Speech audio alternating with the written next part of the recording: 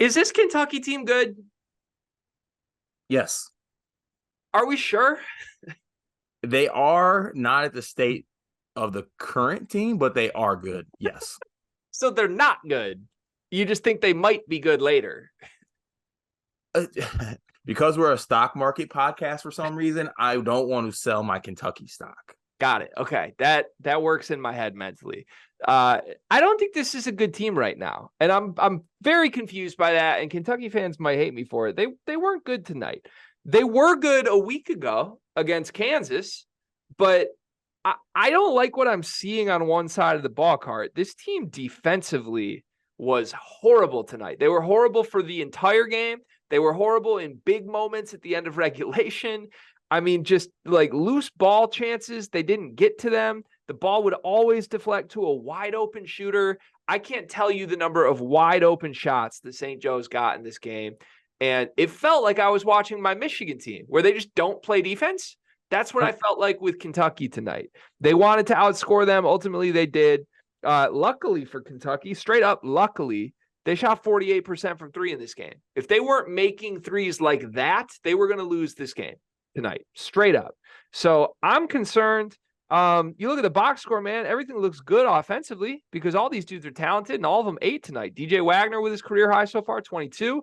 Antonio Reeves was 3 for 3 from three instead of 3 for 19 from three. That's a win. Trey Mitchell took 10 threes, hit 4 of them. Justin Edwards had an efficient 12-point night. Rob Dillingham had an efficient 13. Like everybody was efficient offensively. There's no issues offensively, but there's major issues defensively, and I don't think they're necessarily going away, Cart. Yeah, especially because you have such a young team. That's the thing. Like a lot of young college basketball players rarely come in, one, ever playing defense in their life, or two, wanting to buy in defensively. It's all about putting the orange thing in the 10-foot thing, which there's nothing wrong with. But at a certain time, you got to be able to check and you got to be able to get stops. And you look across the board, for as good as their offense was, you look at St. John's, sorry, not St. John's, you look at St. Joe's box score, and you got a guy getting 28 points, hitting 6 threes, 6 for 12, a guy going 3 for 5 for three, a guy going 5 for 8 from three. Like, you just have to have more defensive resistance.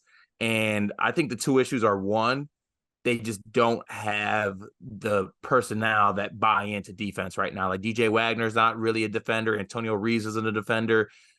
Justin Edwards and Thiero on paper, had the body for it, and Edwards can be a good defender. But I think Edwards is right now more projecting he should be a good defender than he actually is a good defender. I think Thiero is a pretty good defender for his position. But on top of that, you don't really many other guys off the bench who are necessarily defenders. Like I think Reed Sheppard plays hard and tries to play good defense. I wouldn't constitute him as a good defender. Rob Dillingham, not really a good defender. And then at the back end of that, you don't have any rim protection and or big man to do anything to demand the paint. So I think that makes things difficult as far as getting stops as well. So, I think it's going to be a combination of hopefully they get some guys back healthy, just have bodies down low. And then also Coach Cal has to pull the right strings to get this team to buy in defensively, because right now they're not bought in. Yeah, it's just messy, and I don't necessarily think it's the most fixable thing. This Kentucky team was not great defensively last year. 68th in the country on KenPom defensively is where they finished. They're 53rd defensively right now. And you're right. I think it's more a personnel issue than anything. Like, I don't expect that Antonio Reeves is ever going to be a good defender. He's just not. And I think if your team is Antonio Reeves and 3 freshmen, you got major issues, even without, like, we talk about how they don't have the center and hopefully they get the big men back. But I just think this is a team full of guys that aren't defenders. And to me, the scary part is it would be one thing if they struggled defensively and eked out an overtime win on a night where like their offense wasn't firing. To me, this was an A+ offensive game from Kentucky. And now I'm realizing, like, when Kentucky plays an A+ offensive game, that doesn't mean they're unbeatable like I thought it was. I thought if you got A+ effort, an A+ performance from Kentucky's offense, they were like one of the top 5 teams in the country. No, apparently they're capable of, in an A+ offensive game, going to overtime with a team that just lost by 3 and scored 54 points against Texas A&M Commerce 3 days ago. That's horrifying. It's definitely horrifying. And like you said, it sounds good on paper just to be like, oh, these guys just got to buy in, these guys got to check. There's a lot of guys who go throughout their whole college career never buying in and never taking that step defensively. And the fact that you got to get a bunch of young guys to do it at once too makes it all the much tougher. So I don't really know if there's anything solvable for this. I think having a big man will help though, like just as far as defensive rim protection. But outside of that, I really don't know. Like maybe they got to try some different things, be a little gimmicky defensively, like maybe put pressure on guys. But I just don't think you can count on this group to get stops. Yeah, it's messy. With all of that said, I had one other note. They got out rebounded tonight. That's not great. That's not great. Right? They're going to get out rebounded in probably every game they play this season until they get somebody back who can rebound. Just 14 offensive rebounds to St. Joe's is like scary levels. I know that like they don't have a big, and it is what it is, but they've actually been like, if you look through the numbers on the season, Kentucky's been pretty good at defensive rebounds. Like they don't give up a ton.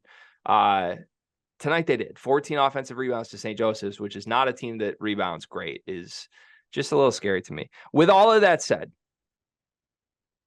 do you still love this Kentucky team as much as I do? There's not a player I love in the country more than Rob Dillingham. This is one of my favorite teams, man. I really like watching them play. It's entertaining basketball because of the offensive potential. Yeah. Also, like, yeah, they didn't get any stops, but the name of the game is score more points than the other team, and they score more points. I'm just saying, they don't. Defense wins championships was cute as hell when the Pistons were winning with Ben Wallace, but at the end of the day, baby, you're scoring 96. That is more than St. Joe's, who scored 88. Chalk it up in the win column. You got dogs that can score the rock. Yeah, that'll win you a lot of games until you played like Tennessee, who's the best defense in the country. I don't think that's going to fly against some grown men from Knoxville, right? Like Vescovi doesn't want to see Rob Dillingham. Okay, I mean, it's true. It's very true. Just real quick on the end game stuff.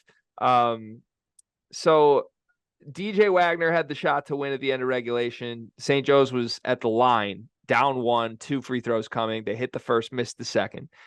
DJ Wagner dribbles down. Kentucky has the ball 14 seconds, kind of runs the clock. He starts to initiate with 5-6 seconds left, goes to the right. I thought he kind of predetermined the shot. That's what it looked like to me. He was like, I'm doing a 2-dribble pull up to the right.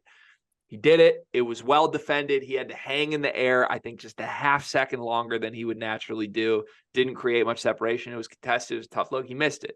Are you okay with that being the scenario? In a tie game, 14 seconds left, are you okay with just clear out DJ Wagner? It's your show? No, because I think if I had to pick guys I'm clearing out for, DJ Wagner would be the third guy I want to clear out for. Who are the first two? Rob Dillingham and Antonio Reeves. See, Reeves to me isn't the give him the ball, get out of the way guy. I think you'd have to put Wagner 2. Okay, well, Dillingham 1? Dillingham can be 1, yeah. Which, by the way, Dillingham had a really, really big shot in the clutch late in the game. It was a tie game with about a minute and a half left. And Dillingham had a nice little pump fake, 1-dribble pull up, bounced off the rim and in. I love Rob Dillingham's game. I do think like he could be the heat check, like not even heat check guy, but just like you find yourself in a tie game, it's Rob time. Like I think that should happen for this Kentucky team, and maybe it will start to shift that way. The guy for me in overtime was Trey Mitchell. He hit 2 huge threes. It went from a tie game to a 6-point game because Mitchell was on fire. I thought you saw some veteran stuff in there. Like it's interesting to me that the team full of freshmen that all played well tonight looked at one of the vets in overtime to win them the game. Can I do a spin zone little thing here? Not even a spin zone. Cal wants DJ Wagner to be that guy. They are probably going to have other scenarios where they need shots down the stretch or shots in winning time. Maybe he's got to just, he's got to learn. Like if he's going to be that guy when it's moments like this, he has to take those shots, and whether he hits it, they live and die by that. And hopefully by the time they get to, maybe start a SEC play or in certain time at the end of the season or in March, and it's winning time, he'll be better for it because he had game situations like this. With that said, I thought he handled it terribly. He had 2 very head-scratching possessions down the stretch, but if he's the freshman who's going to be that guy, they're going to have to ride or die with that. And you can't just be like, what if? So you got to throw him in the fire a little bit and just let him go through those situations. Yeah. I don't hate that take. I like the way Kentucky fans might not agree with us. I like the way Cal is working with this group right now. Like, I think he has his freshmen playing really, really well. Yeah, I love this team. I love this team. I love them. If they had Big Z, I would be dangerously in love with them, but I'm still in love with them. Are they approaching our Creighton levels for you? Are we still a Creighton podcast? See, we're a Creighton podcast because we think Creighton can cut down nets. I don't know if Kentucky can cut down nets, but I love them. Oh, okay. So this, like, they're our side piece. That's who Kentucky is. Yeah, they're our fun team. They're like our Kansas State from last year. No, we don't want to marry Kentucky. We just want, like, oh, hey, I'm in your town. Like that text, right? Like, that's what we are with Kentucky. Like, where my hug at? That's what we are. Where my hug at, Rob? Where my hug at? All right, congrats to Kentucky on their massive overtime 8-point victory against St. Joseph's. Looking forward to it. They play Marshall on Friday. Kentucky gets to stay home for Thanksgiving, which I was going to make a joke, but they don't really have any out-of-shape players. So I was going to say somebody loves that, but they don't have any out-of-shape players. Maybe they'll go to Drake's house for Thanksgiving. That'd be dope.